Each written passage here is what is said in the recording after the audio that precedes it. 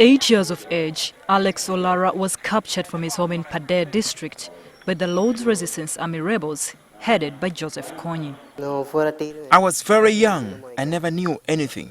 The abduction literally marked the end of his childhood.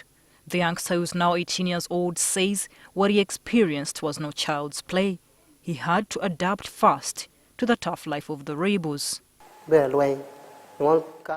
We went with guns to loot people's property. The worst were the killings, which he was forced to carry out at 12 years of age.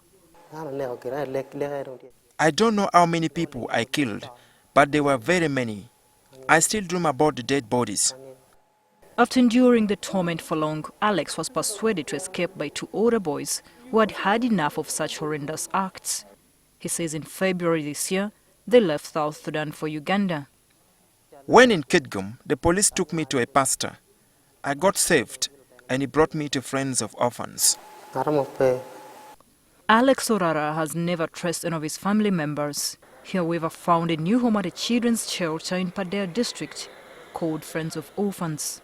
He's one of about 300 graduates who successfully completed a 6-month course in different vocational skills.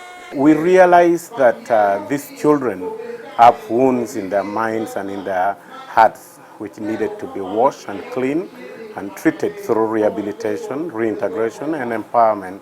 Richard Anywa, the executive director of the charity organization, says the child-centered organization looks out for abductees, child mothers and orphans. We know that LRA has left these children bitter. A guidance counselor working at Friends of Orphans says the rehabilitation of children who have gone through Alex's experience takes a gradual process. So I get back to their family and speak also to them, counsel them. Quite a number of our community members are still suffering from the trauma of the insurgency we had. But to some extent, some development partners had been handling issues to do with psychological interventions, engaging our community so that we rejuvenate our culture actually. Most of the youth here have experienced post-traumatic stress disorder, commonly abbreviated as PTSD. This is a mental health condition that is largely triggered by very terrifying events. This could be events that one may have experienced, gone through, or even witnessed. Dr. Kenneth Winza, a program advisor to Friends, as well as a public health officer, says that PTSD may not affect everyone who has gone through a tough ordeal, but it can manifest in different ways. Someone getting flashbacks of the event, you relive the event as if it were happening again. Under avoidance, we see tendencies of someone trying to avoid talking about or thinking about the event that he or she went through. Or others would even avoid going to places. You avoid a place or the activities or the people.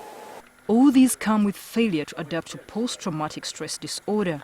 Some behaviors lead to self-destruction, including suicide and other mental health-related problems. WHO recently recommended that it be treated as a mental health issue. Relapsing is a worrying trend. Even putting aside issues of abduction, like in what happened in northern Uganda, even in households where children go through a difficult early childhood, instances of long exposure to child abuse, if this person, depending on the environment where this person lives, if the environment is not supportive, is a one that continues provoking, eliciting these still memories, leading someone to think of what happened in the past, there are always possibilities of the relapse happening. In a WHO study of 21 countries, more than 10% of the respondents reported witnessing violence or experiencing interpersonal violence, accidents, exposure to or trauma to a loved one. An estimated 3.6% of the world's population suffers from post-traumatic stress disorder annually. Hopefully, after his graduation in bricklaying and construction, Alex will be like former abductee, 21-year-old David, who is now running a welding workshop after having gone through the same training in 2013. I'm having a knowledge of making even a window, do or single and double.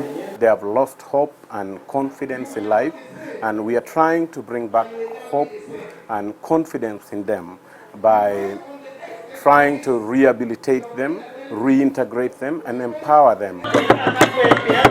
For now, though, the youngster who was robbed of his childhood by the rebels is slowly learning his culture. He displayed some traditional dance moves to the tune of the Acholi cultural drums. I still get nightmares, but it's decreasing as I get cancelled and go to church to pray. Although his fallen look may take time to change, he's slowly getting there. He's more than happy to be wearing this attire, which means he's going to have a new lease on life as a man earning a honest living. Florence Naluyimba, NTV in Padea District.